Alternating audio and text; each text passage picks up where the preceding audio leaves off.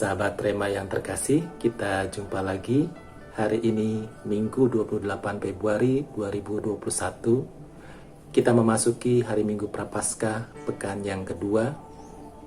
Kita akan mendengarkan renungan dari Injil Markus bab 9 ayat 2 sampai dengan ayat 10 dengan tema transfigurasi. Saudara-saudaraku yang terkasih, dalam kitab suci, perjumpaan Allah dengan manusia selalu digambarkan di tempat yang tinggi atau di atas gunung. Misalnya, perjumpaan Elia dengan Allah terjadi di Gunung Karmel. Perjumpaan Musa dengan Allah terjadi di Gunung Sinai. Perjumpaan Abraham dengan Allah terjadi di Gunung Moria. Sedangkan perjumpaan Yesus dan para murid dengan Allah terjadi di Gunung Tabor. Gunung diartikan sebagai tempat yang tinggi, yang tak terbatas, yang mulia, dan di sana Allah bertakhta. Demikian juga Gunung Tabor, Allah mau menyatakan kemuliaannya, transfigurasi, dan memperlihatkan rencana keselamatannya melalui Yesus Kristus kepada 3 orang murid. Di Gunung Moria, Allah menguji kesetiaan manusia lewat Abraham. Manusia setia, maka Allah setia. Puncak karya keselamatan Allah terjadi di Bukit Golgota lewat sengsara, wafat, dan kebangkitan Kristus. Saudara-saudaraku yang terkasih, ada beberapa hal dalam Injil hari ini yang bisa menjadi permenungan kita. Yang pertama, Gunung Moria, Gunung Tabor, dan Golgota memberi pelajaran kepada kita, yaitu hanya apabila kita mau dan bersedia meninggalkan kelekatan, mengorbankan sesuatu yang menjadi kepentingan diri kita sendiri, yang kita anggap paling berharga dalam diri kita, maka Allah memberikan kehidupan, bukan kematian. Abraham dengan rela ingin mengorbankan anak satu-satunya, yaitu Ishak. Namun Allah mengganti dengan kehidupan bagi Abraham dan anaknya.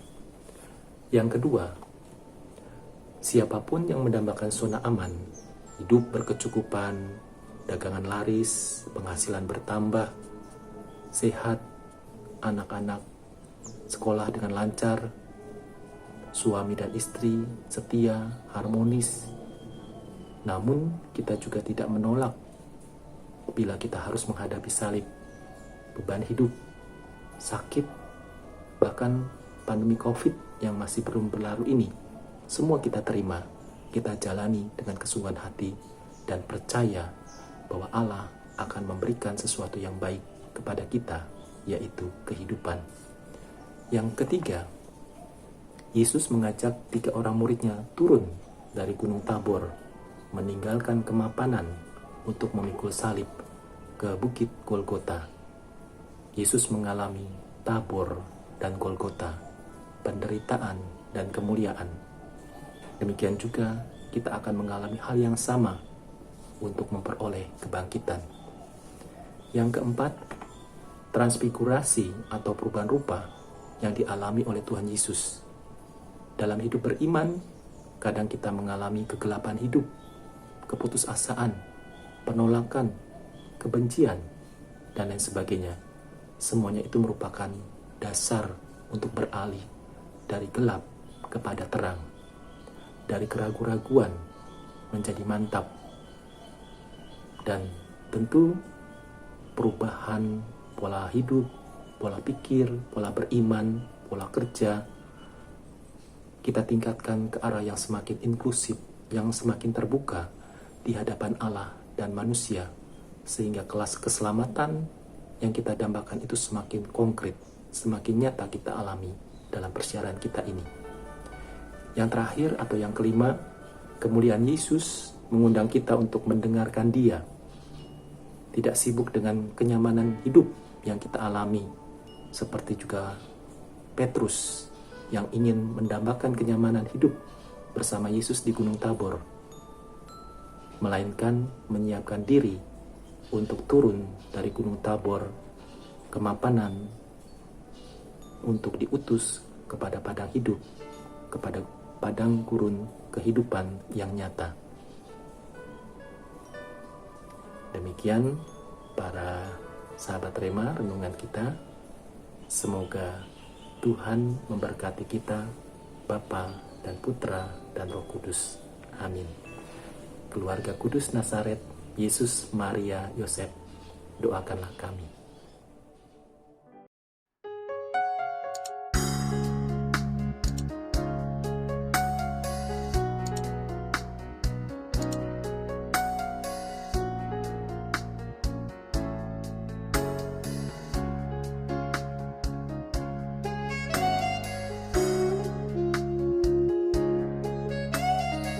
Sahabat Rema, sampai jumpa dalam program berikutnya.